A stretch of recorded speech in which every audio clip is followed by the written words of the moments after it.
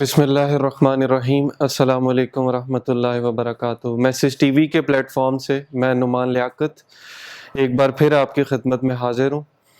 اپنے پروگرام آج کے سوال کے سلسلے کو ہم آگے بڑھاتے ہوئے آج ہماری یہ اگلی نشست ہے جس میں مولانا عبداللہ صاحب کو ہم ایک دفعہ پھر خوش آمدید کہتے ہیں۔ آپ کے سوالات ہوں گے اور انشاءاللہ ہم ان کے جوابات دینے کی کوشش کریں گے۔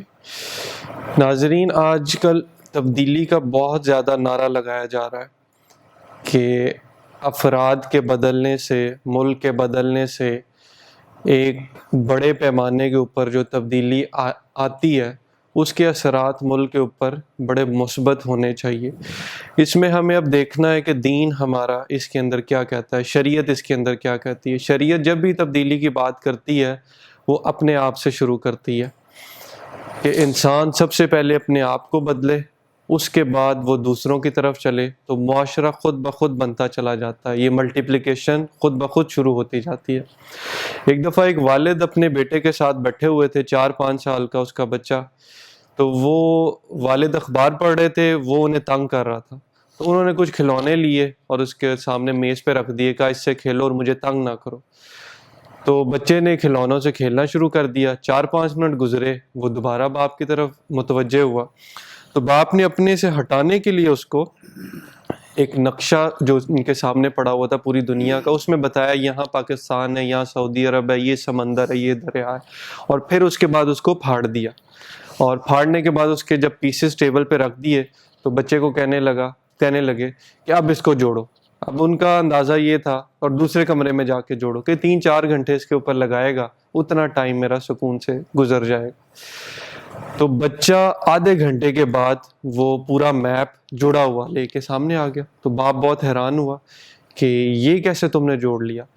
تو کہنے لگا کہ بابا میں نے اوپر والے پارٹ کو فوکس نہیں کیا، اس کے پیچھے اصل میں ایک آدمی کی تصویر تھی، میں اس کو جوڑتا گیا، وہ پوری تصویر بنتی رہی۔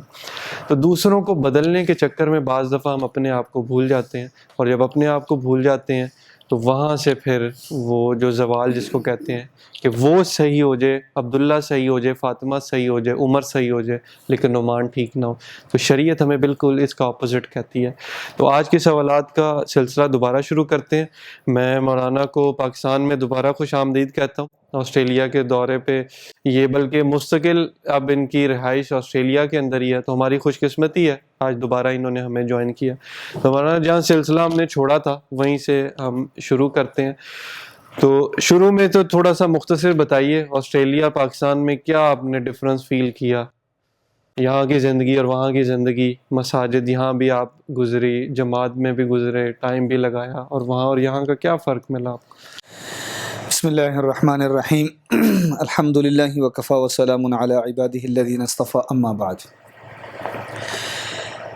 میں نعمان صاحب، مسجد کے اندر تو جب ہوتے ہیں تو ایک سا ہی لگتا ہے، کیونکہ مسجد کے اندر تو وہی اعمال ہیں، یہاں بھی وہی اعمال ہیں، وہاں بھی وہی اعمال ہیں، لیکن جب مسجد سے باہر نکلتے ہیں تو ہمیں اپنی کمزوری کا احساس ہوتا ہے کہ جو معاملات، جو معاشرہ، جو اخلاقیات، جن اخلاقی بنیادوں پر معاشرے کو کھڑا ہونا چاہیے، جس کی ہمیں اسلام نے تربیت دی یا ہمیں پیغام سنایا، یا نبی کریم صلی اللہ تبارک و تعالی علیہ وسلم نے جس معاشرے کی بنیاد رکھی، جن اصولوں پر، اخلاقی اصولوں پر، معاشرتی اصولوں پر، وہ اصول ہمارے ہیں، لیکن آج ہم انہیں بھول چکے ہیں، اور غیروں نے وہ اصول اپنائے اور وہ ایک بہترین معاشرہ بن چکے ہیں۔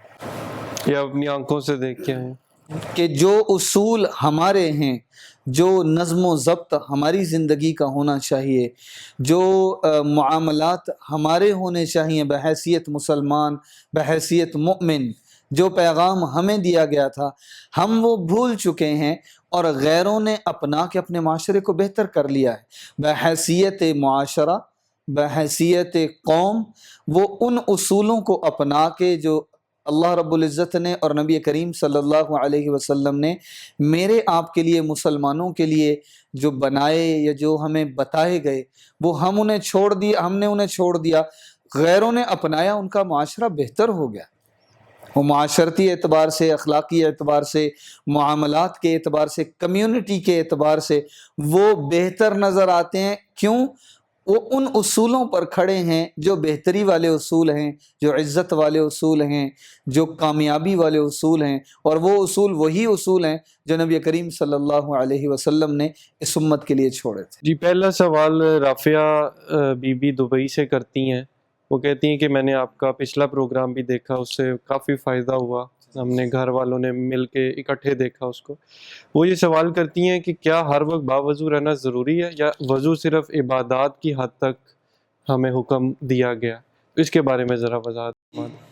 یہ بہن سے پہلے تو میں یہ عرض کروں گا کہ دین کا کوئی بھی عمل وہ فائدے سے خالی نہیں ہے، کوئی بھی حکم فائدے سے خالی نہیں۔ چھوٹے سے چھوٹا حکم بھی ہو، اس میں ہمارے لیے دنیاوی اور اخروی دونوں فوائد موجود ہیں۔ وہ ہر آن ہر گھڑی فائدے سے خالی نہیں ہے، کیونکہ وہ حکم دیا ہی انسانیت بشریت کے نفع کے لیے، فوائد کے لیے ہے، کہ احکامات الہیہ تمام کے تمام، وہ اوامر ہوں وہ نواہی ہوں، یہ نفع فائدے کے لیے اور نقصان سے بچنے کے لیے، اس میں نفع موجود ہے اور نقصان سے بچاؤ موجود ہے۔ وضو کے بارے میں ہمارا جو عوامی طور پہ ایک نقطہ نظر ہے یا سوچ سمجھ ہے، وہ یہی ہے کہ نماز پڑھنی ہے تو وضو کیا جائے، یا تلاوت کرنی ہے تو وضو کیا جائے۔ جمعے کے لیے ہم وضو کرتے ہیں، عیدین کی نمازوں کے لیے وضو غسل وغیرہ کرتے ہیں۔ اس کے علاوہ اگر ہمارا وضو چلا جائے، ہمارا وضو جاتا رہے، تو ہم دوبارہ اسی وقت دوبارہ وضو کرنے کی ہمیں عادت نہیں، مزاج نہیں۔ اس کی وجہ یہ ہے کہ ہمیں وضو کے وہ فضائل یا وضو کے وہ نوافع، وہ اس کا فائدے، ہمیں فوائد معلوم نہیں ہیں کہ جو وضو کے ساتھ نبی کریم صلی اللہ علیہ وسلم نے فرمائے ہیں۔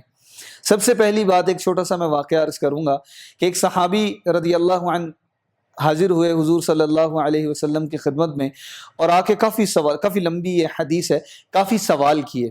اس میں سے ایک سوال یہ بھی تھا کہ ارید ان یوسع علی رزقی، کہ یا رسول اللہ صلی اللہ علیہ وسلم، میں چاہتا ہوں کہ میرے رزق میں وسعت ہو۔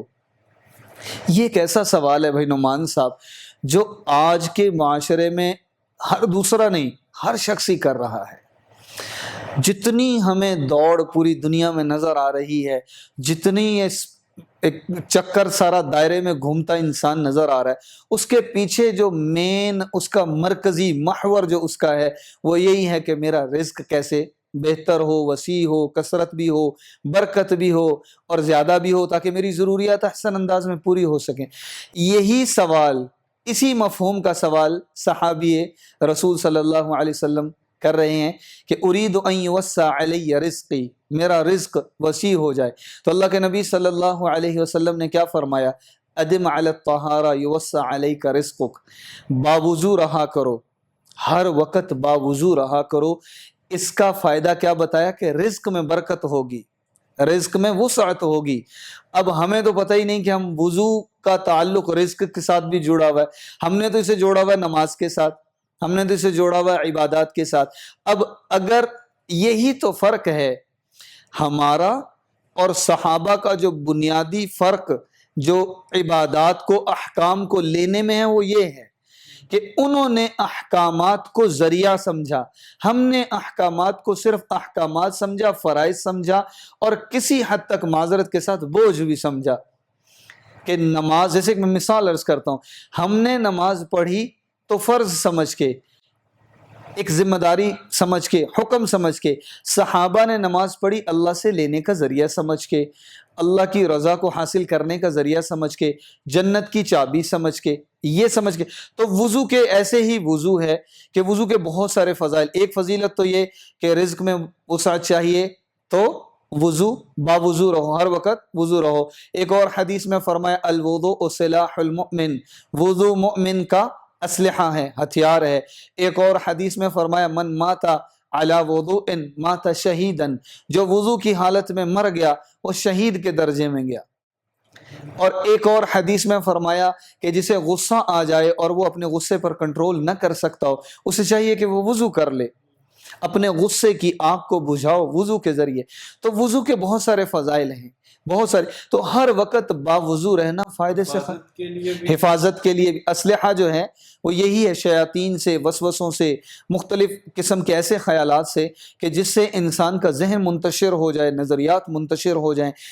ڈپریشن کتنا بڑا مرض ہے، بلکہ کچھ ڈاکٹر حضرات تو یہ فرماتے ہیں کہ اس وقت دنیا کا سب سے بڑا مرض اور سب سے کامن بیماری ڈپریشن، ٹینشن، اینزائٹی یہی ہے.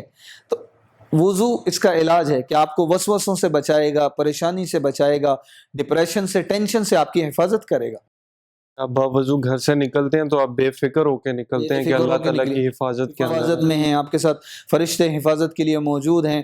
اور پھر باوضو رہنا جو ہے، پاک صاف رہنا ہر وقت، اللہ کی رحمت متوجہ رہتی ہے. تو اس لیے ہر وقت باوضو رہنا. سوال یہ تھا کہ ضروری، اب ہم اس کا کیا کہیں گے، ضروری ہے یا نہیں ہے. آپ خود دیکھ لیں کہ میری نظر میں تو اسے ضروری ہونا چاہیے کہ جب اتنے فضائل ہیں تو اس میں وقت ہی کتنا لگتا ہے. جب ہمارا وضو اگر چلا جائے تو دوبارہ وضو ساتھ میں وضو کر لیا جائے. اگلا سوال جی عائشہ خان کراچی سے کرتی ہیں کہ کہتی ہیں پہلے تو رابطہ کرنے کی بہت کوشش کی، بڑی مشکل سے رابطہ ہوا، تو اب ان کے اور ان کے شوہر کے درمیان ایک معاملہ چل رہا ہے اور ان کے شوہر کا یہ موقف ہے کہ ان کی وجہ سے ان کے رزق میں کمی آ رہی ہے، یعنی وہ جو نصیب کی ہم بات کرتے ہیں، تو اس وجہ سے وہ ان کو طلاق دینا چاہ رہے ہیں. تو اس کے بارے میں آپ کیا کہیں گے؟ ابغض الحلال عند اللہ الطلاق. حلال ضرور ہے، اجازت موجود ہے، لیکن مبغوض ہے. طلاق ناپسندیدہ ترین عمل ہے، اور اللہ کی ایسا عمل کرنا جسے جائز قرار دیا گیا ہو لیکن جو اللہ کی ناراضگی. مبغوض کیا ہے؟ ناراضگی کا سبب ہے. تو اللہ کو ناراض کر کے حالات کہاں سنوریں گے. اور دوسری بات یہ کہ نکاح سے رزق بڑھنے کا، آنے کا، غنی ہونے کا تو سنا تھا، لیکن یہ نہیں سنا تھا کہ بیوی کے آ جانے سے رزق گھٹ جاتا ہے. اور دوسری بات، ان کا نصیب ان کے ساتھ جڑا ہے، آپ کا نصیب آپ کے ساتھ جڑا ہے. اب سوچنا، یہ اعمال، حالات کا تعلق اعمال کے ساتھ ہے، ان کے حالات کا تعلق ان کے اعمال کے ساتھ ہے، آپ کے حالات کا تعلق آپ کے حالات کے ساتھ ہے. شادی سے پہلے آپ کے حالات اچھے تھے ان کے بقول، شادی کے بعد حالات برے ہوئے تو آپ اپنے اعمال پر توجہ دیں. یہ نہیں، میں نے اکثر جتنا عرصہ ہمیں یہ مسائل بتاتے ہوئے یا یہ سوالات سنتے ہوئے یا ہماری جو وہ سلسلہ ایک چلتا رہا فیس بک پر، واٹس ایپ پر، وہ سوالات کا، پریشانیوں کا، لوگوں کے مسائل بتاتے، اس میں ہم نے یہی دیکھا اور یہی ہمیں تجربہ ہوا کہ جو ہماری مستورات، ہماری بہنیں ہیں، وہ جب حالات تھوڑے سے ہوتے ہیں پریشانی والے، وہ زیادہ متوجہ ہوتی ہیں اللہ کی طرف.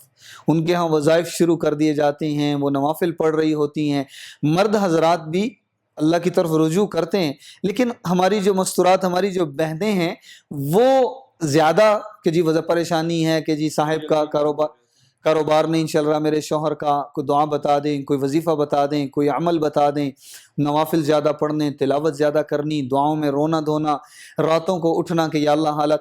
تو یہ خواتین کی طرف یہ ان کی یعنی مزاج زیادہ ہے. دوسرا، ہم اپنے اعمال بدلیں، اپنی زندگی پر کوشش کریں، اپنے اعمال پر توجہ دیں کہ میرے اعمال میں کوئی عمل ایسا تو نہیں کہ جو رزق کے گھٹنے کا باعث ہے. اب میں ایک مثالاً آپ کو عرض کرتا ہوں. سخاوت سے رزق بڑھتا ہے، صلہ رحمی سے رزق بڑھتا ہے، یتیموں، غریبوں، مسکینوں، بیواؤں کی صدقہ سے رزق بڑھتا ہے، باوضو رہنے سے رزق بڑھتا ہے. وہ پچھلے سوال میں نے جسے عرض کیا کہ باوضو رہنے سے رزق بڑھتا ہے، با اخلاق رہنے سے رزق بڑھتا، معاف کرنے سے، با اخلاق رہنا، معاف کرنے سے رزق بڑھتا ہے، رحم دل ہونے سے رزق بڑھتا ہے، نرمی کرنے سے رزق بڑھتا ہے، اور اللہ کے رستے میں زیادہ لگانے سے رزق بڑھتا ہے. اور سب سے بڑی بات جو ہمارے استاد صاحب فرمایا کرتے تھے کہ رزق کا تعلق مصلے سے ہے. رزق کا تعلق مصلے سے ہے کہ وہ فی السماء رزقکم وما، اللہ والے سے تعلق جوڑے گا مصلے کے ذریعے، تو وہاں تعلق جوڑ لو. واللہ یرزقکم، واللہ هو الرزاق اللہ ہی رزاق ہیں، اللہ ہی رازق ہیں، رزق تو اللہ کے پاس ہے، خزانے تو اللہ کے ہاتھ میں ہیں۔ تو اس سے تعلق جوڑو، اپنا تعلق مضبوط کرو۔ کسی دوسرے پر، وہ اگرچہ بیوی ہے، بہن ہے، بیٹی ہے، بھائی ہے، کوئی بھی ہے، ہم اس کی طرف انگلی اٹھا دیں گے جی آپ کی وجہ سے میرا رزق گھٹ گیا ہے، یہ بات سمجھ آنے والی۔ تو بہتر یہ ہے کہ طلاق والا معاملہ کر کے اللہ کو مزید ناراض کرنا، خاندانوں میں توڑ پیدا ہو، لڑائیاں جھگڑے ہوں، باتیں چلیں، کیونکہ ہمارے معاشرے کی طلاق یہی ہے کہ طلاق ہوئی تو جھگڑا ہے، لڑائی ہے، غیبتیں ہیں، ایک دوسرے پر وار ہیں الفاظ کے، باتوں کے۔ تو ان سے بچو، توبہ کرو، مل کے اللہ سے مانگو۔ ایک آخری بات عرض کر دوں، ابھی اچانک وہ ذہن میں آ گئی، اہل و عیال پر خرچ کرنے سے رزق بڑھتا ہے، تو بجائے طلاق دینے کے بیوی پر اپنا خرچہ بڑھائیں، آپ کا رزق بڑھ جائے گا۔ اللہ تعالیٰ آپ کی زندگی میں بھی برکت دے۔ اگلا سوال جی محمد راشد صاحب میری لینڈ یو ایس اے سے کرتے ہیں، یہ پاکستان آئے ہوئے تھے، انہوں نے یہاں وزٹ کیا۔ وہ کہتے ہیں جی کسی کام سے ایک پرائیویٹ ہاسپٹل کا نام لے رہے ہیں یہ، میں وہاں گیا اور بہت ہی مہنگا ہاسپٹل ہے، اور یہ ہمارے یہاں آپ دیکھ لیں اب تو ایک بزنس بن گیا۔ تو ڈاکٹرز کو کیا پیغام دینا چاہیں گے آپ؟ ایک تو اس میں شریعت کی روح سے بتا دیں، اچھا ڈاکٹر ڈھونڈنے جائیں تو وہ آپ کو 2,000 سے کم نہیں ملتا، 3,000 ان کی ایک وزٹ کی فیس ہوتی ہے۔ تو غریب آدمی اس کے اندر کیا کرے؟ اگر یہ لوگ ماشاءاللہ یہ کافی ارن کر رہے ہوتے ہیں، اگر یہ نچلے طبقے سے تھوڑے پیسے لیتے ہیں یا پیسے نہیں لیتے، اللہ تعالیٰ ان کو کیا اجر دے گا؟ اس پہ ذرا روشنی ڈالیے۔ ہمارے جتنے ڈاکٹر حضرات ہیں، اب تو الحمدللہ دین کی محنت کی برکت سے بہت سارے ڈاکٹر حضرات ایسے ہیں جنہیں اللہ نے جوڑا دین کی طرف، اللہ کی طرف وہ راغب ہوئے، رجوع اللہ ان کے مزاج میں آیا، تو ان میں غریب یعنی ترسی بڑھی اور غریبوں کے وہ بڑے مددگار ہوئے۔ اور ایسے بہت سارے اب تو ٹرسٹ ہاسپٹلز بن چکے ہیں جس میں بڑے بڑے ڈاکٹرز بیٹھتے ہیں اور وہ غریبوں کو ان بھاری فیسوں کے عوض، جیسے پرائیویٹ ہاسپٹلز ہیں ان کے وہی ڈاکٹرز جو ہیں ایسے ٹرسٹ ہاسپٹلز میں بھی بیٹھتے ہیں، سرکاری ہسپتالوں میں بھی وہی ڈاکٹرز بھی وقت دے رہے ہوتے ہیں۔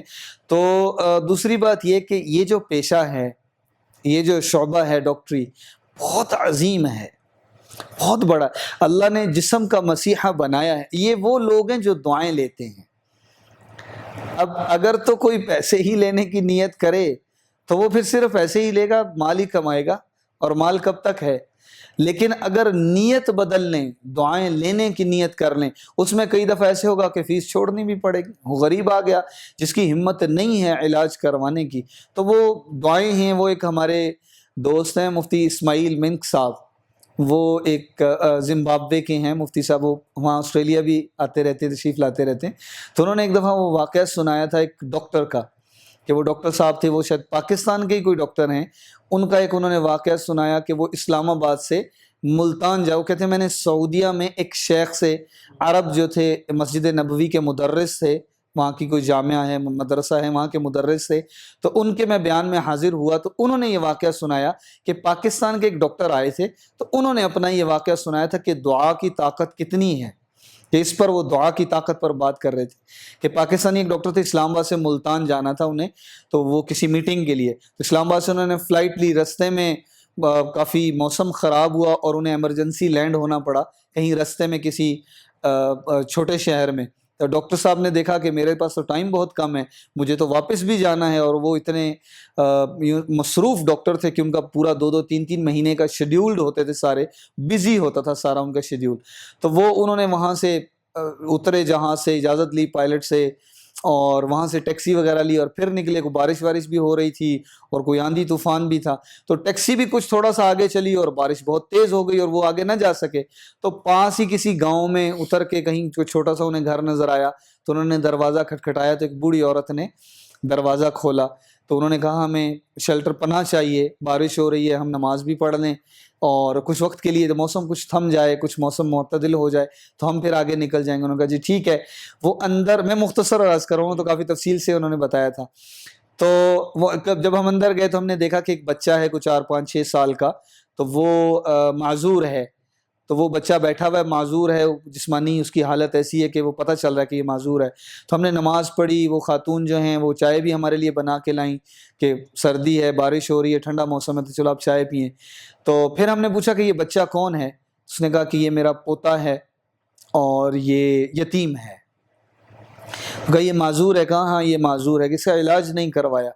تو کہا علاج بہت کروایا, بہت ڈاکٹرز کو دکھایا, جتنی ہماری ہمت تھی اتنا دکھایا. اس کے بونز میرو میں کوئی پرابلم ہے, کوئی مسئلہ ہے اس کے ہڈیوں کے اندر, کوئی ہاں جی گردے میں کوئی بون میرو کا اس کا پرابلم ہے.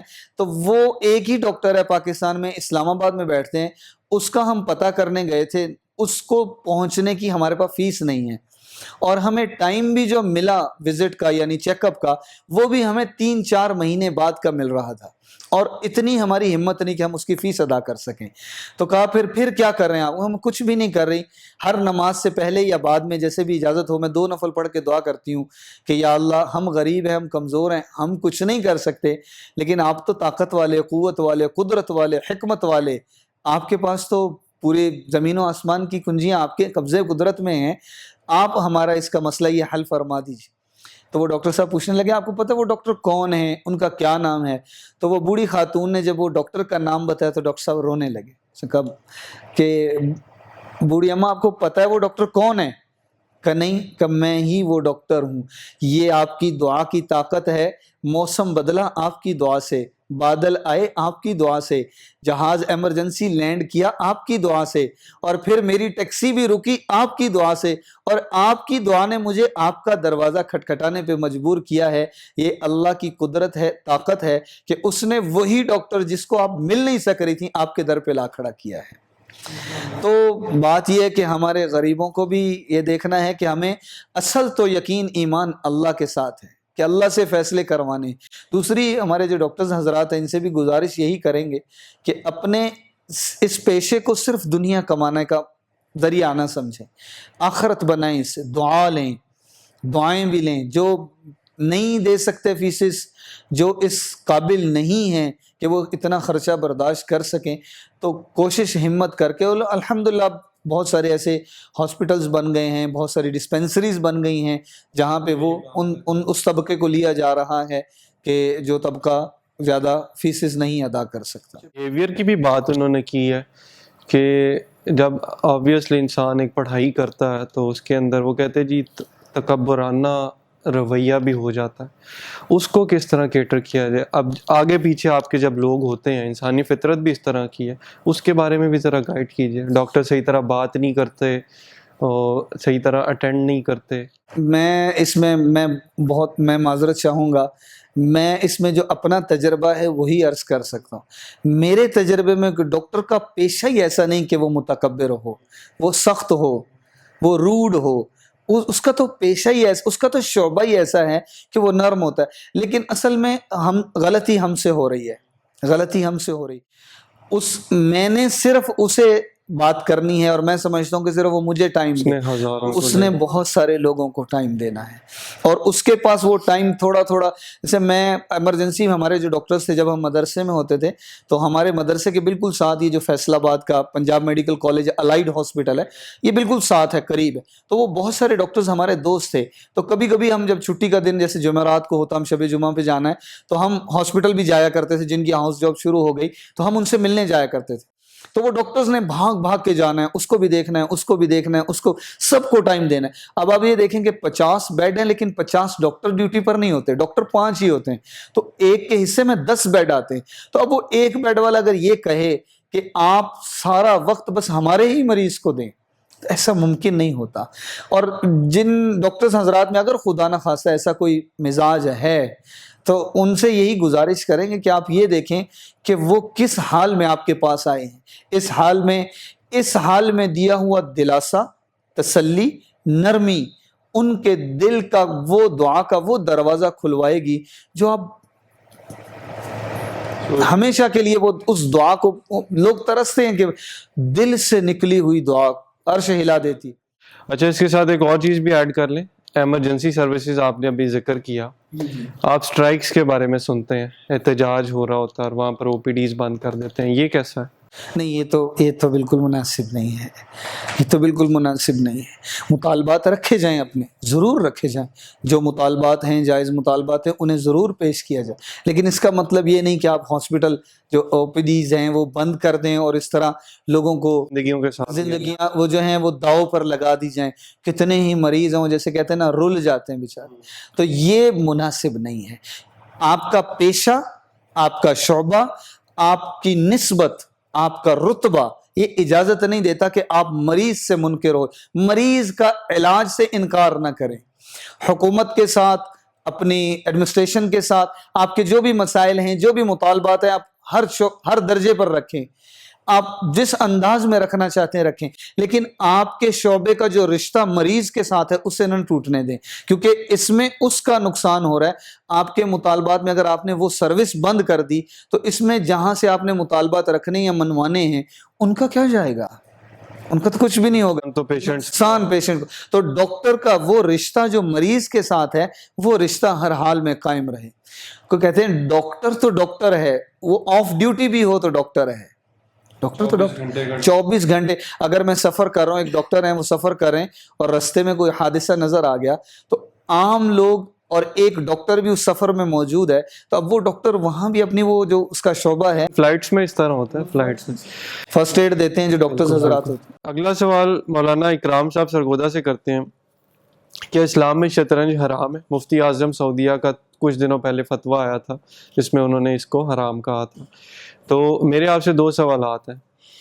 ایک تو جب دنیا کی کوئی بات ہوتی ہے، کوئی ہم جس طرح مینجمنٹ میں دیکھتے ہیں، کوئی بڑا آدمی اگر کوئی تھیوری پیش کرتا ہے تو اس کو اتنی جلدی اپوز نہیں کیا جاتا، اور آپ کو ایک اسپیسیفک ایجوکیشن چاہیے، وہ مقام چاہیے کہ آپ اس کو چیلنج کر سکیں۔ ادھر ہمارے ہاں بحث شروع ہو جاتی ہے کہ جی انہوں نے ٹھیک کہا یا انہوں نے غلط کہا۔ تو پہلے تو یہ بتا دیں کہ جی وہ پوچھ رہے ہیں چیس کے بارے میں، اور دوسرا اس میں ہمارا رویہ کیا ہونا چاہیے؟ یہ کوئی اتنی آسان بات ہے کہ ہر کوئی کمنٹ کر دے اس کے اوپر؟ بسم اللہ الرحمن الرحیم۔ بھائی نعمان صاحب، اس کے 2 رخ ہیں۔ ہم اگر پازیٹیو رخ سے دیکھیں تو مجھے کبھی کبھی یہ مزاج اچھا لگتا ہے۔ مسئلہ بتا دیا، ہم تک مسئلہ پہنچ گیا، ہم نے اس پر عمل کرنا ہے یا نہیں کرنا، ہم نے خاموشی سے سن لیا اور اسے اگنور کر دیا یا اسے سنا انسنا جیسے کہتے ہیں وہ کر دیا۔ ماننے والے نے بھی سنا اور وہ ماننے کی نیت سے سنا، نہ ماننے والے نے بھی سنا اور وہ چپ ہو گیا۔ ایک تو یہ اس کا رخ ہے۔ دوسرا رخ یہ کہ اس سے جستجو آئی۔ اب اس کے دونوں رخ، اس کے بھی دونوں یہ سمجھے کہ رخ موجود ہیں۔ اس سے جستجو آئی، مختلف علماء کی آراء میں اختلاف رائے تو موجود ہے۔ اب ان آراء کو سامنے رکھ کے یہ اگر ہم پازیٹیو انداز میں سوچیں کہ یہ دین سے ایک محبت کا انداز ہے، سیکھنے کا، تعلم کا انداز ہے کہ یہ لوگ سیکھنا چاہتے ہیں، لوگ پہنچنا چاہتے ہیں، لوگ کسی یعنی نتیجے پر پہنچ کے، ہو سکتا ہے عمل کی نیت سے ہی ہو سکتا ہے کہ اس میں وہ آدمی اپنے مزاج کو سامنے رکھ کے کہ میرا مزاج کس حد تک مجھے یعنی میں کر سکتا ہوں۔ حقیقت تو یہ ہے کہ ہر آدمی کر سکتا ہے، لیکن میں اپنے مزاج کو جانتا ہوں کہ میں کس حد تک کر سکتا ہوں۔ میں یہ دیکھنا چاہ رہا ہوں کہ اس مسئلے میں میرے لیے کتنی گنجائش موجود ہے، تو میں اسے پازیٹیو انداز میں دیکھتا ہوں۔ دوسری بات یہ کہ اس کا میں جواب دینے سے پہلے یہ عرض ضرور، دوسرا رخ ہے وہ جو میں نے پہلے عرض کیا کہ جب بھی کوئی مسئلہ بتایا جاتا ہے تو اعتراض جب آتا ہے تو وہ اعتراض سے پتہ چل جاتا ہے کہ یہ تنقید ہے، یعنی اس کو سیکھنے کی نیت سے ہے یا بحث برائے بحث ہے، بات سے بات چل نکلی ہے بحث۔ اور دوسری بات یہ کہ خدا نہ خواستہ ہماری کوئی دین سے ایسی بیزاری نہیں ہے، ایسی نفرت نہیں ہے، ہم کمزور صحیح مسلمان تو ہیں، ہم اعمال میں بہت پیچھے صحیح، لیکن لا الہ الا اللہ محمد الرسول اللہ سے جڑے ہوئے تو ہیں، کسی نہ کسی درجے میں ہمارا اسلام سے تعلق موجود ہے۔ تو جب کوئی مسئلہ بتا دیا جاتا ہے تو اس میں جب یہ اعتراضی صورتیں ہمیں نظر آ رہی ہوتی ہیں تو میں تو انہیں ہر صورت یہی دیکھتا ہوں کہ ہمارے بتانے میں چاہے کوئی کمزوری تو نہیں ہو رہی کہ ہم شاید سمجھا نہیں پا رہے، بتا آپ کے خیال میں پازیٹیو؟ میں پازیٹیو دیکھتا ہوں۔ دوسری بات یہ کہ جب اب مسئلہ کہ حلال ہے یا حرام، جائز ہے یا ناجائز ہے، تو مفتی اعظم کے بعد میں کیا رائے دوں؟ اگر خدا نہ خواستہ کوئی ان کی رائے کو اپوز کرتا ہے اس انداز میں کہ جی ہم نہیں مانتے، تو اس میں بھی یہ کہ جو مفتی اعظم کی بات نہیں مان رہے تو میں ان سے کیا عرض کروں؟ تو بہتر یہی ہے کہ ان حضرات کی وساطت سے میں اپنے تمام سننے والوں سے ایک گزارش ساتھ میں یہ بھی کروں گا کہ اگر مسئلہ سمجھ نہ آئے یا میں نے پوری مکمل سنا نہیں ہے، میں سمجھ نہیں سکا، الفاظ میں سننے میں کہیں میں اس وقت ذہنی طور پہ مکمل شروع سے لے کر آخر تک حاضر نہیں تھا، ان تمام صورتوں کو مد نظر رکھتے ہوئے آپ اکیلے میں جا کر ان مولانا صاحب سے، مفتی صاحب سے وہی مسئلہ دوبارہ دریافت کریں۔ اگر پھر بھی سمجھ نہ آئے تو پھر عرض کر دیں کہ جی مجھے سمجھ نہیں آئی ہے، میں سمجھ نہیں پایا، آپ کو مزید اس کو واضح فرمائیں یا مزید اس کو میرے لیے آسان کر دیں۔ ہاں، یہ ہماری ایک چھوٹی سی جو مزاج میں ہمارے کمی پائی جا رہی ہے وہ یہ کہ یہاں سے سنا، مکمل سن نہیں سکے، مکمل سمجھ نہیں سکے، الفاظ کچھ آگے پیچھے ہو گئے، اب اس مسئلے کو اپنی سمجھ کے مطابق لے کر میں آگے چلا گیا۔ اب کہا کہ جی کہیں بات ہو رہی ہے تو جی فلاں مولوی صاحب نے یہ کہا، فلاں مولانا صاحب یہ فرما رہے ہیں، فلاں مفتی صاحب یہ کہتے ہیں اور فلاں مفتی صاحب یہ کہتے ہیں، تو وہ پہلے میں وہاں سے تصدیق تحقیق تو کروں کہ ہو سکتا ہے میری سمجھ میں نہیں آیا۔ اور دوسری بات یہ کہ مسائل میں عوام کو وہ باریکیاں یا وہ اس کے اصول و ضوابط، قواعد جو ہیں، جو شریعت کے اصول و ضوابط ہیں، جو بنیادیں ہیں مسئلے کی، جو مفتی صاحب یعنی مفتیان کرام زیادہ جانتے ہیں، اب وہ تمام ہماری عوام کو تو نہیں معلوم ہے کہ وہ ساری مکمل جان۔ جیسے ہم ڈاکٹر کے پاس جاتے ہیں تو ڈاکٹر ہمیں جب وہ ڈائگنوز کر کے پریسکرپشن دیتا ہے تو ہم اس پریسکرپشن کے فارمولاز اور اس کے سالٹ اور اس کی ایکشنز اور اس کے ریئیکشن، انگریڈینٹ، ہاں جی، اس کے انگریڈینٹس، وہ سارے کا سارا تو ہم نہیں پوچھتے ہیں نا، سارے کا۔ اور یہ بھی معاشرے میں دیکھا ہی گیا کہ ہر ڈاکٹر کا نسخہ مختلف ہوتا ہے، تو وہ تو شریعت کے ساتھ اس کو نہیں جوڑا جا سکتا، لیکن احترام پھر بھی ہے، ادب پھر بھی ہے۔ اگر مجھ سے ہو سکتا ہے یا نہیں ہو سکتا، میں اپنے مزاج کو بدلوں، شریعت کے احکامات کو بدلنے کی کوشش تو نہ کروں۔ اگلا سوال جی آمنہ صاحبہ فیصل آباد سے پوچھتی ہیں، یہ کہتی ہیں میں ایک ٹانگ سے معذور ہوں، تو رشتوں کا آپ کو بھی پتہ ہے ہمارے یہاں کتنی پرابلم ہے، تو اس ایک ٹانگ کی معذوری کی وجہ سے میرے رشتے میں بڑا مسئلہ آ رہا ہے، عمر 37 سال ہو چکی ہے، تو وہ کہتی ہیں اگر میں اس کو چھپانا چاہوں تو معذوری بالکل ظاہری معذوری تو نہیں ہے، میں چھپا سکتی ہوں، لیکن ہم اس رشتے کی بنیاد جھوٹ پہ نہیں رکھنا چاہتے، تو اس کے بارے میں بتائیے مجھے کیا کرنا چاہیے؟ ان بہن سے یہی گزارش کروں گا، یہی عرض کروں گا کہ حالات اللہ کی طرف سے ہیں، جو بھی حال آیا ہے اور وہ اللہ کی طرف سے ہے، کسی درجات میں بلندی سمجھیں اسے، کہ اللہ جب کوئی ایک نعمت دنیا میں لے لیتا ہے تو اس کے بدلے میں بہت ساری اور نعمتیں عطا فرما یہ دیتا ہے۔ پکی بات ہے کہ کمپنسیشن تو ضرور ملے گا۔ یہ آخرت کے اعتبار سے دیکھیں تو آپ یوں سمجھیں کہ اللہ کی محبوب ہیں، اللہ کی پسندیدہ ہیں، یہ اللہ کی ناراضگی کا سبب، اللہ کی ناراضگی کا سبب نہیں ہے، کیونکہ تو پیدائشی اگر معذوری ہے تو جیسے یہ کہہ رہی ہیں کہ پیدائشی طور پہ کوئی ایسی معذوری ہے تو یہ اس میں ناراضگی کی کوئی بات نہیں، اس کی حکمت کیا ہے یہ اللہ جانتے ہیں، یہ اللہ ہی کے علم میں ہے، یہ کوئی بتا نہیں سکتا کہ اس کی کیا حکمت ہے اور اس کے پیچھے کیا راز ہے۔ باقی رہی رشتوں کی بات تو اس میں یہی ہے کہ اللہ کو راضی کریں، اور دوسری مجھے لگتا ہے کہ یہ جو رشتے آ رہے ہیں اور نہیں ہو رہے تو شاید یہ اس کا انتظار ہے جو واقعی اللہ تعالیٰ نے ان کے لیے جو ان کا جوڑ جس کے ساتھ بنایا ہے اس کا انتظار ہے، کہ یہ شاید ہم چاہ رہے ہیں کہ جلدی ہو جائے، لیکن انشاءاللہ ایک نہ ایک دن اللہ آپ کا سبب ایسے کسی صاحب کے ساتھ ضرور جوڑیں گے جو آپ کو عزت بھی دیں گے، جو آپ کو احترام بھی دیں گے، جو ادب بھی دیں گے، اور آپ کی دیکھ بھال بھی کریں گے اور آپ کی کیئر بھی کریں گے، اور آپ کی معذوری کی وجہ سے ان کے دل میں کوئی ملال نہیں ہوگا انشاءاللہ۔ ضرور من کان للہ کان اللہ لہ، جو اللہ کا ہو جاتا ہے اللہ پھر اس کے ہو جاتے ہیں۔ آپ اللہ کی ہو جاؤ، اللہ کو راضی کر لو، اپنے اعمال کے ذریعے اللہ کو راضی کرو، پھر انشاءاللہ جب اللہ راضی ہو گیا تو یہ ضرور ہوگا۔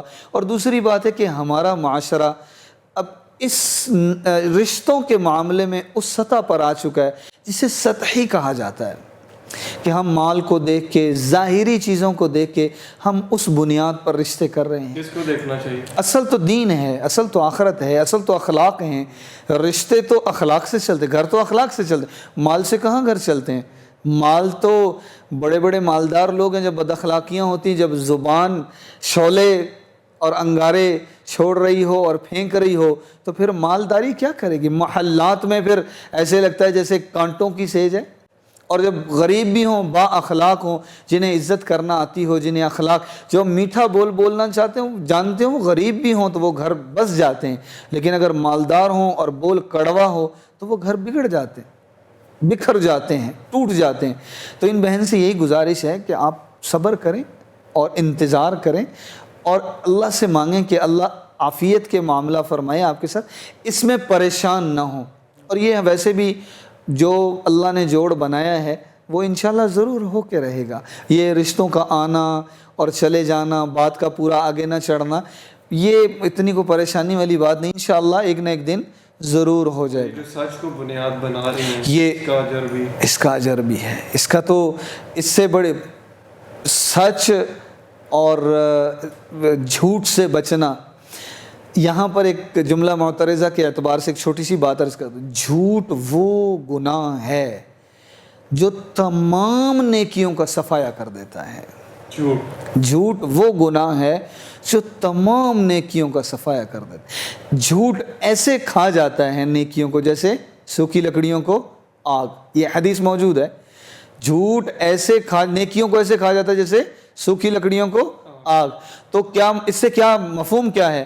کہ جھوٹ وہ گناہ ہے جو تمام نیکیوں کا صفایا کر دیتا ہے، اور اگر زندگی کی بنیاد جھوٹ پر ہو کتنا بڑا نقصان ہے، کتنا بڑا نقصان ہے اور اللہ کی ناراضگی کا سبب ہے۔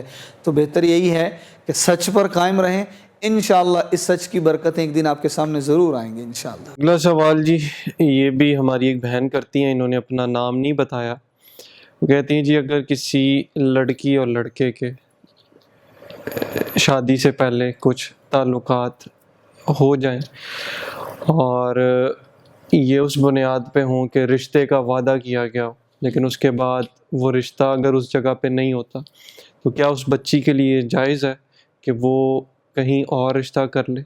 جی بالکل جائز ہے، اس میں اگر وہ وہ کہتی ہیں وہ شرمندگی ہے، وہ کس جو غلطی پہلے ہو چکی ہے۔ ٹھوکر تو لگ سکتی ہے نا، کسی کو بھی بھول کسی سے بھی ہو سکتی، غلطی کسی، اور جیسے یہ بتا رہے ہیں کہ وہ تعلق قائم ہوا اس بنیاد پر رشتہ ہوگا، تو یہ ایک اس دھوکے میں رہے کہ رشتہ ہو جائے گا، حالانکہ یہ ٹھیک نہیں تھا۔ اس بنیاد پر کسی لڑکے کا کسی لڑکی کا آپس میں ملنا، باتیں کرنا، یہ تعلق استوار کر لینا کہ ہماری شاید شادی ہو جائے گی کل کو، ہمارا ہی رشتہ ہو جائے گا، تو یہ اس کی سبب یا اس کی وجہ نہیں اس کو قرار دیا جا سکتا، یہ اس کی اجازت نہیں دی جا سکتی۔ کہہ رہی ہیں اس گناہ کی توبہ ہے، توبہ کس گناہ کی نہیں ہے؟ اس کا کوئی کفارہ؟ اس کا کفارہ استغفار ہے، توبہ ہے۔ لا تقنطوا من رحمت اللہ، یہی ہے کہ اللہ کی رحمت سے نا امید نہیں ہونا چاہیے۔ اور اللہ تعالیٰ نے تو خصوصی پیغام قرآن، یا عبادی الذین اسرفوا علی انفسہم، وہ بندے میرے، وہ بندے، خاص پیغام ان کے لیے ہے جو گناہ گار ہیں، جنہوں نے اپنی جانوں پر ظلم کیا ہے، خاص ان کے لیے ہے۔ لا تقنطوا من رحمت اللہ، کہ تم نے اپنی جانوں پر ظلم کیا لیکن کیا کرو، رحمت سے نا امید نہ ہونا۔ اور دوسرا، مجھ سے اکثر کچھ جب یہ سوال آتا ہے نا تو میں اس کے جواب میں یہ سوال ساتھ میں کرتا ہوں کہ کیا اس گناہ کی توبہ ہے؟ تو میں یہ پوچھتا ہوں کون سا ایسا گناہ ہے جس کی توبہ نہیں ہے؟ میں نے تو آج تک کوئی ایسا گناہ نہیں سنا کہ جس کی توبہ ہی نہ ہو۔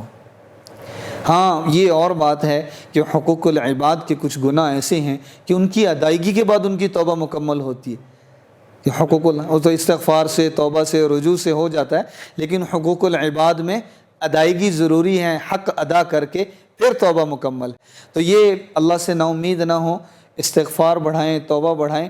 اور دوسری بات یہ کہ کہیں اور رشتہ یعنی ہو تو ضرور کہیں اور ہو سکتا ہے. ہاں جی. یہاں پر میں خود، کیونکہ ہمارے گھر میں بھی بہنیں ہیں، مائیں بھی موجود ہوتی ہیں، تو اپنی بہنوں سے گزارش کرنا چاہتا ہوں. کچھ دنوں پہلے ایک کال آئی لاہور سے ہی، وہ بھی ایک بچی کی کال تھی، 21 سال ان کی عمر تھی. کہنے لگیں جی میری کالج میں ایک دوستی ہوئی، آپ بھی کالج گئے، میں نے بھی یونیورسٹی لائف دیکھی ہوئی ہے.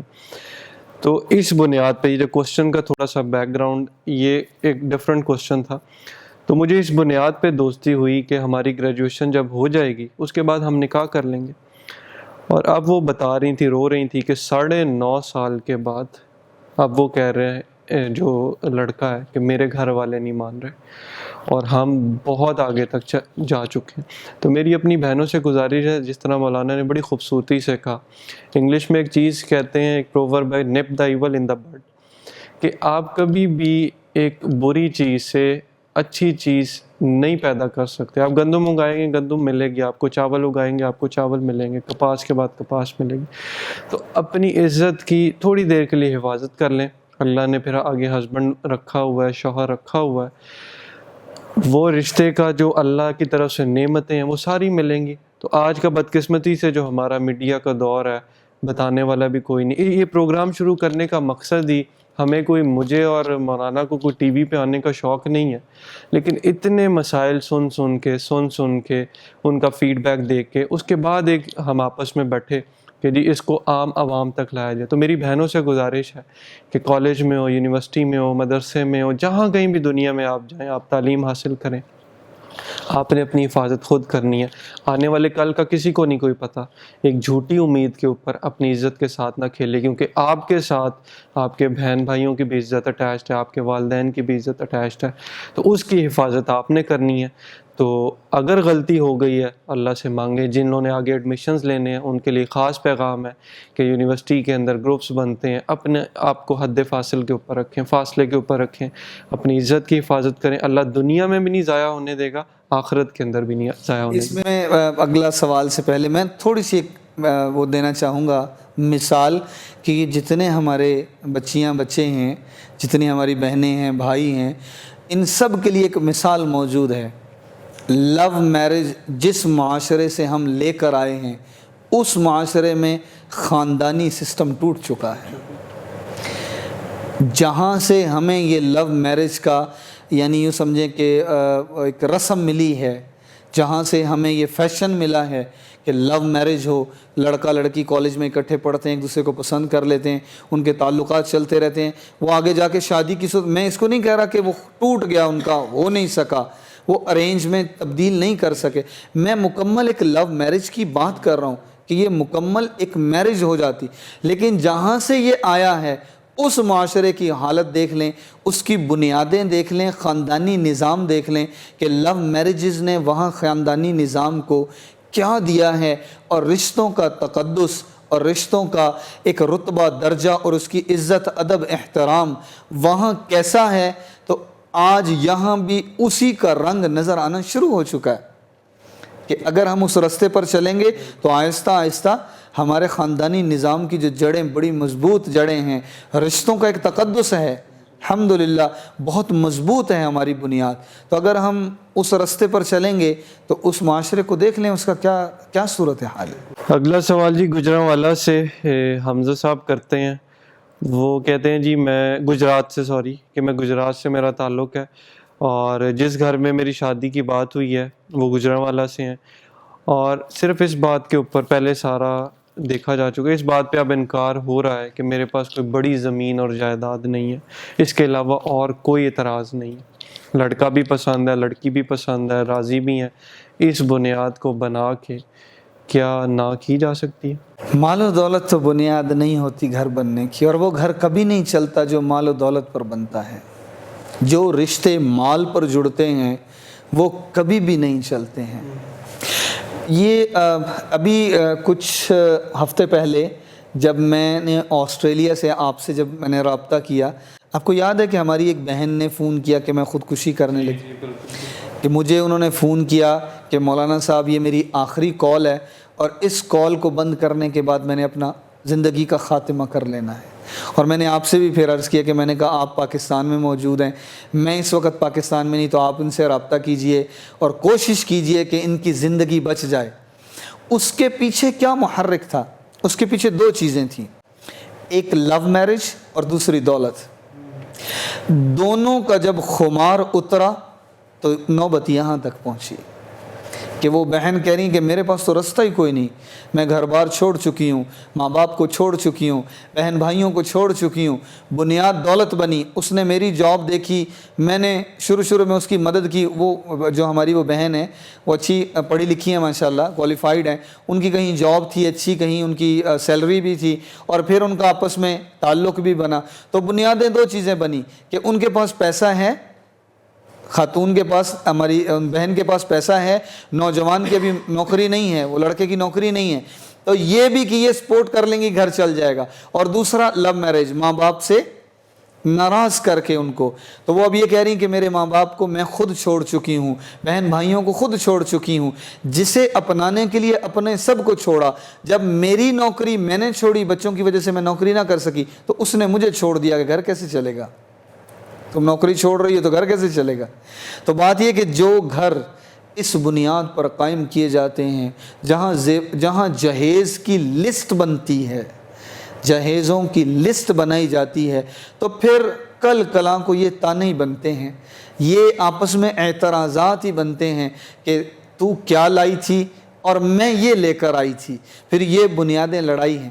اور دوسری بات یہ ہے کہ گھر تو اخلاق پیار سے ہی چلتے ہیں، صاحب کو درگزر کرنا آتا ہو، معاف کرنا آتا ہو، نرمی کے ساتھ تعلق نبھانا آتا ہو، اور ہماری ان بہن کو یا کوئی بھی ہماری جتنی بہنیں ہیں انہیں سہنا آتا ہو، صبر کرنا آتا ہو، قربان ہونا آتا ہو، یہ گھر تو چل جائے گا۔ لیکن جہاں پیسے کی اکڑ ہو، ابھی ایک ڈاکٹر صاحبہ ہیں، اب انہوں نے مجھ سے کہا جی میرے شوہر مجھے چھوڑنا چاہ رہے ہیں اور ہمارا گھر ٹوٹ رہا ہے، یہ ہے وہ۔ ان سے جب میں نے ان سے ایک بات سنی، پھر دوبارہ بات سنی، جب تیسری دفعہ میں نے سنا اور ان کے اعتراضات سنے، تو میں نے ان سے یہ عرض کیا، میں نے کہا بہن آپ ایک سوال میں آپ سے کروں؟ کہتی جی مولانا صاحب فرمائیے۔ میں نے کہا بہن آپ مجھے یہ بتائیں کہ جب آپ کے شوہر یہ سب کر رہے ہیں تو آپ کا کیا انداز ہے، آپ کا کیا کہنا ہے، آپ کی ان کے ساتھ بات چیت گفتگو کیسے ہے؟ تو جب انہوں نے کہا کہ مولانا صاحب میں ان کو سمجھا کے تھک گئی ہوں اور وہ سمجھتے ہی نہیں ہیں، مجھے اسی وقت پتہ چل گیا کہ یہ یہاں ان کی زبان بنیاد بنی ہوئی ہے رشتہ ٹوٹنے کی، کہ یہ مالدار گھرانے سے ہیں، پڑھی لکھی ہیں، ڈاکٹر ہیں، ویسے مالدار گھرانے سے ہیں، اور وہ ایک ان کے رشتہ دار ہیں، وہ ان کے عزیز ہیں، ان کے خاندان میں سے ہیں، لیکن وہ اتنے مالدار نہیں جتنے یہ مالدار ہیں۔ اور دوسری بات، ان کا گھر جو سیٹل کیا ہے، گاڑی دی ہے، گھر دیا ہے، سارا وہ ان ڈاکٹر صاحبہ کے والد صاحب نے سیٹ کر کے دیا ہے۔ تو اب یہ مزاج میں اندر یہ چیز موجود ہے کہ میں ان کو اتنا سمجھا رہی ہوں، میں سمجھا کے ان کو تھک گئی ہوں، یہ میری بات سنتے ہی نہیں، ان کو سمجھ ہی نہیں آتی۔ جب بیوی اپنے شوہر کو یہ کہے گی تو وہ شوہر کیا کرے گا؟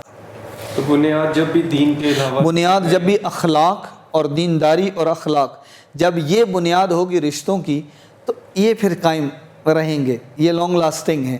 لیکن جب بنیاد دولت کی ہوگی تو دولت کب تک ساتھ چلے گی، کب تک ساتھ دے گی؟ اگلا سوال مولانا شمائلہ سید صاحبہ پشاور سے پوچھتی ہیں، وہ کہتی ہیں جی میں سید ہوں، اہل بیت سے میرا نسب نامہ ملتا ہے، اور میری ایک بہن ہے وہ بہت غریب ہے، کیا میں ان کو زکوٰۃ دے سکتی ہوں جبکہ حکومت کی طرف سے کوئی ایسا مالی مدد کا کوئی انتظام نہیں ہے، تو جائز ہے میرے لیے؟ اس میں علماء کی سادات کے بارے میں تو علماء کی رائے تو یہی ہے، لیکن ایک قول میں امام ابو یوسف رحمہ اللہ کے قول کے مطابق کچھ علماء نے فرمایا ہے کہ مخصوص حالات میں دی جا سکتی ہے زکوٰۃ کے بارے، لیکن بہتر یہی ہے کہ اپنے قریبی جو ہیں وہ مفتی صاحب کوئی ہیں ان کے پاس جائیں، اپنے احوال ان سے بتائیں۔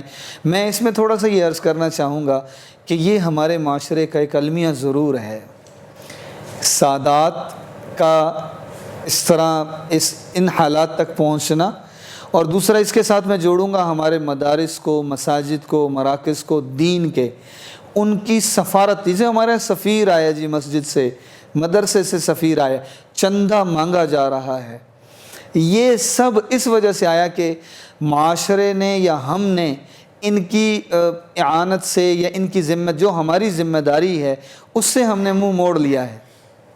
اس سے ہم سستی برت رہے ہیں۔ اور میں اس پر اکثر ایک مسجد میں، یہاں میں جب پچھلی دفعہ پاکستان آیا تو وہ ایک مسجد ہے ہمارے محلے میں، تو انہوں نے کہا کہ مولانا جمعہ آپ پڑھا دیجئے گا۔ تو میں انہوں نے کہا جی جمعے کے بعد آپ تھوڑی سی مسجد کی مدد کی بات کر دیجئے گا۔ میں کہا ہمارے مزاج میں یہ ہے نہیں، ہمیں اساتذہ نے یہ سکھایا نہیں، بتایا نہیں چندے والا معاملہ، لیکن یہ ہے کہ آپ فرماتے ہیں تو میں کچھ کہہ ضرور دوں گا۔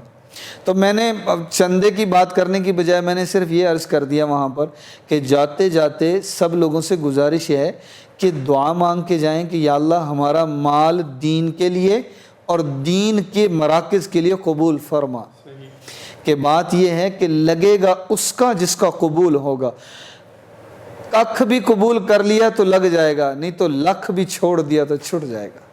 تو بات یہ ہے کہ سادات کے گھر میں اگر مدد کوئی کرے یا ان کی کوئی ہیلپ کرے یا ان کا کوئی ساتھ دے تو وہی دے گا جس کا مال اللہ قبول فرمائے گا۔ اور اس کے لیے سعادت کی بات، اس کے لیے سعادت کی بات ہے کہ اللہ نے سادات کے سید کے گھرانے کے لیے اللہ نے ان کو قبول فرمایا، ان کے مال کو قبول فرمایا۔ یہ بھی زکوٰۃ کے علاوہ بھی تو مدد کر سکتے۔ اگر آپ جیسے فرما رہے ہیں کہ بہن ہیں تو کوشش کریں آپ ویسے مدد کریں، اس نہج تک نہ لے کر آئیں کہ ان کی عزت نفس بھی مجروح ہو کہ اب بہنوں کی طرف سے کسی ہیلے بہانے سے زکوٰۃ آ رہی ہے۔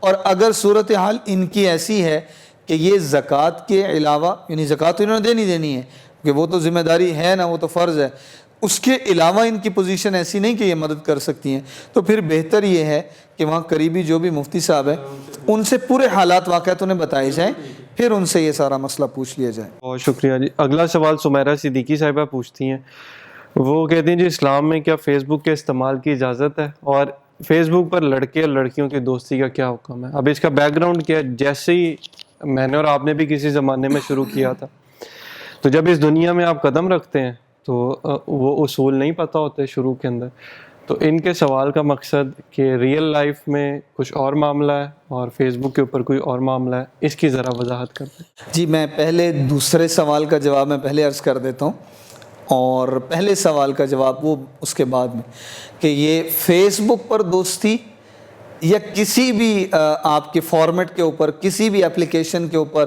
کسی بھی کمیونیکیٹو جتنے ہمارے مینز چل رہے ہیں، کسی کمیونیکیٹو مین کے اوپر، کسی بھی آپ کے پلیٹ فارم کے اوپر ایک غیر مرد اور عورت یہ آپس میں دوست نہیں ہو سکتے، کیونکہ یہ گناہ کا رستہ دروازہ کھل رہا ہے اور کچھ نہیں۔ کسی بھی حالت میں ہمارے ہاں تو منگنی کے بعد ہی معاشرہ اس روش پہ چلا ہے کہ منگیتر بھی ایک رشتہ بن چکا ہے، اس سے پردہ ختم ہو جاتا ہے، اس سے بات چیت، حالانکہ اصل تعلق تو نکاح ہے، نکاح ہے۔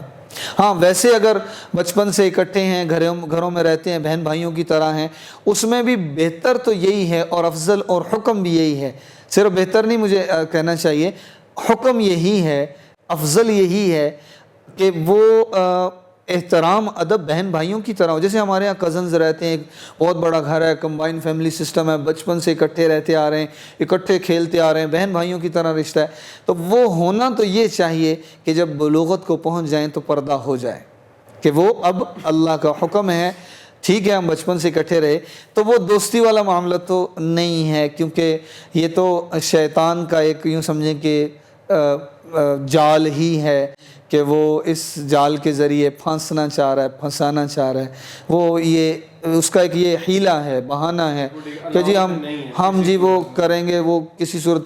ہاں اس میں ایک اور چھوٹی سی بات عرض کر دوں، دوستی فیس بک پہ، چونکہ اب ہم بھی اس سلسلے میں کچھ تھوڑا بہت، ہمیں پہلے تو نہیں پتہ تھا، جب سے یہ چلا تو ہمیں بھی یہ سیکھنا پڑا کہ اس کے بغیر تو کام چلتا نہیں ہے، تو وہ اس میں یہ ہے کہ کچھ دوستیاں ایسی ہیں کہ جس میں براہ راست کسی قسم کا کوئی تعلق نہیں ہے، کہ کسی قسم کا کوئی پرسنل وہ دوستی ان معنی میں نہیں لی جاتی، جیسے ہم کہتے ہیں نا فیس بک فرینڈشپ جو ہے، اس میں صرف معلومات کی ایک تبدیلی ہے، آپس میں تبادلہ خیال، وہ یعنی فرد کا نہیں ہے، آپس میں دو افراد کا نہیں ہے، اس میں خبریں ایک دوسرے کو ٹیگ کی جا رہی ہوتی ہیں، ایک دوسرے کو سینڈ کی جا رہی ہوتی ہیں، اس میں وہ معاملہ ہوتا ہی نہیں ہے۔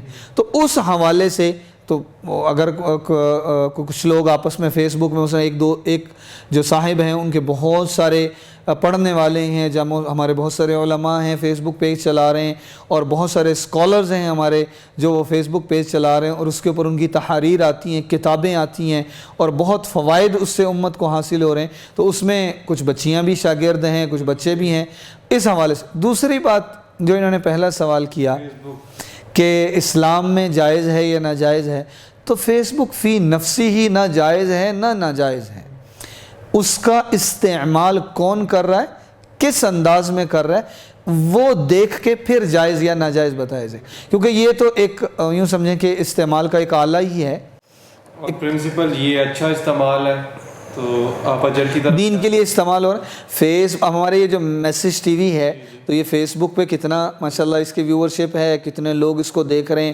دین کی باتیں پہنچ رہی ہیں، اور ہمیں بھی جب ہم لائیو پروگرام کرتے ہیں فیس بک پہ یہی سوال جواب کا، آج کے سوال کا کتنے سوالات آتے ہیں ہمارے پاس، ہزاروں کی تعداد میں سوالات آ جاتے ہیں، اس میں ہماری بہنیں بھی سوال کر رہی ہیں، بھائی بھی سوال کر رہے ہیں، اور اس میں سارے طبقات ہمیں سوالات کر رہے ہیں، تو اگر اچھے مقاصد کے لیے استعمال کیا جا رہا ہے تو وہ خیر پہنچ رہی، لیکن اسی فیس بک کے ذریعے خدا نہ خواستہ کوئی شر کی نشر و اشاعت کی جا رہی ہے تو وہ پھر اسی حکم میں آئے گا۔ اگلا سوال جی ریحانہ صاحبہ پوچھتی ہیں کیا اسلام میں لڑکی کو بال کٹوانے کی اجازت ہے تو اس کی کیا حدود و قیود؟ جی بھائی نعمان صاحب، میں سب سے پہلے اس سوال کا جواب دینے سے پہلے عورت کو اسلام میں کیا جائز ہے کیا ناجائز ہے ان تمام مسائل کو ذکر کرنے سے پہلے صرف لفظ عورت اس کو ہم تھوڑا سا سمجھنے کی کوشش کریں۔ عورہ عربی زبان کا لفظ ہے، عورہ کہتے ہیں شرمگاہ کو، ننگی جگہ کو عورہ، ننگے ہونے کو عورہ کہتے ہیں۔ تو ہمارے معاشرے میں جو اردو میں عورت کو عورت کہا جاتا ہے، میرے ذہن میں کئی دفعہ ایسے آتا ہے کہ عورت کو عورت کہا ہی اس لیے جاتا ہے کہ اس کی زندگی میں پردہ، اس کی زندگی میں چھپنا بالکل ایسے ہی ہے جیسے شرمگاہ کا چھپنا ہے، کہ پردہ اتنا زیادہ، پہلا فرض ہی عورت کے ذمہ، پہلا فرض ہی کیا ہے؟ پردہ پہلا فرض۔ دوسری بات رہی بال کٹوانے کا حکم، تو عورت کے لیے بال کٹوانے کی اجازت تو نہیں ہے، لیکن مخصوص حالات میں، مرض میں، تکلیف میں نماز کی رخصت موجود ہے، اس میں قصر ہو جاتی ہے نا، نماز کے احکامات موجود ہیں، روزے کے احکامات موجود ہیں، تو اگر ان کی بیماری بھی کسی اس نہج کی، اس درجے کی ہے کہ اگر یہ بال نہیں کٹوائیں گی اور تو ان کی بیماری بڑھ جائے گی، جان کو خطرہ ہے، جیسے کینسر میں ہوتا ہے، کینسر میں بھی ہوتا ہے، تو اس میں تو جب کیمو تھراپی ہوتی ہے تو خود بخود بال گر جاتے ہیں، اللہ تعالیٰ سب کی حفاظت فرمائے، اور اللہ ان کو شفا بھی عطا فرمائے، اللہ ان کی حفاظت فرمائے، اللہ تمام مسلمانوں کو، حتیٰ کہ اللہ غیر مسلموں کو بھی بیماریوں سے محفوظ رکھے، اور اللہ سب کو صحت والی نعمت عطا فرمائے۔ تو بہتر یہ ہے کہ کسی ایسے معالج سے رجوع کریں کہ جو مستند ان کو بتا سکیں کہ کیا یہ نہ کٹوائیں تو کیا ہوگا اور کٹوا لیں تو کیا ہوگا، لیکن اگر ان کو کہا جا چکا کہ نہ کٹوائیں تو جان کو خطرہ ہے یا بیماری بڑھنے کا، تو اس صورت میں تو اجازت دی جا سکتی ہے۔ شوق اور فیشن کی وجہ سے آپ نہیں کرتے؟ نہیں، وہ تو وہ اس کی اجازت بالکل نہیں، یہ اتنی سخت نہیں ہے کہ وہ آپ کو اجازت۔ جی۔ تو اسی کے ساتھ ہم آج کے پروگرام کا اختتام کرتے ہیں۔ مولانا صاحب کا میں دل سے شکریہ ادا کرتا ہوں، یہ ہمارے لیے انہوں نے وقت نکالا، اللہ تعالیٰ ان کی زندگی اور مال میں برکت دے۔ تو آج کی چھوٹی سی کارگزاری جو ہم نے درمیان میں ذکر کی، وہ آخر میں تھوڑا بتانا چاہتا ہوں اس پروگرام کی اہمیت بتانے کے لیے کہ اس کا فائدہ ابھی سٹارٹ کے اندر کتنا ہو رہا ہے، اور اگر آپ اس پیغام کو، اس میسج کو آگے پہنچاتے ہیں تو ہو سکتا ہے آپ کسی کی زندگی کو بچانے کا ذریعہ بن جائیں۔ اس بچی نے ہم سے رابطہ کیا، ہم نے اس کی بات مولانا صاحب سے کروائی، سیشنز چلے، کافی دن بات چلتی رہی، اور وہ بچی اس بات پہ اڑی ہوئی تھی کہ میں اپنی زندگی سے تنگ ہوں اور میں ہر حال میں سوسائڈ کروں گی۔ تھوڑی سی کاؤنسلنگ کی ضرورت تھی، وہ اللہ نے مولانا صاحب کو ذریعہ بنایا، ان کے ساتھ بات ہوئی، آج وہ ایک خوش و خرم کی زندگی گزار رہی ہیں۔ پیچھے وہ ایک چھوٹا سا کلپ تھا جو انہوں نے کہیں پر دیکھا تھا اور ان کا رابطہ ہمارے سے ہوا۔ آپ کے لیے پیغام یہ ہے کہ ان چھوٹے چھوٹے میسیجز کو، یہ جو ہمارے پروگرام ہیں یہ کلپس کی صورت میں بھی اویلیبل ہیں، ان کو آگے ضرور پہنچاتے رہیں، اس میسیج کو آگے سے آگے ضرور لے کے جاتے رہیں، تاکہ یہ پیغام، ہو سکتا ہے ہم لاہور میں بیٹھے ہوں اور کوئی بندہ آسٹریلیا میں بیٹھ کے اس کی زندگی کی کایا پلٹ جائے۔ تو یہ سلسلہ انشاءاللہ جاری رہے گا۔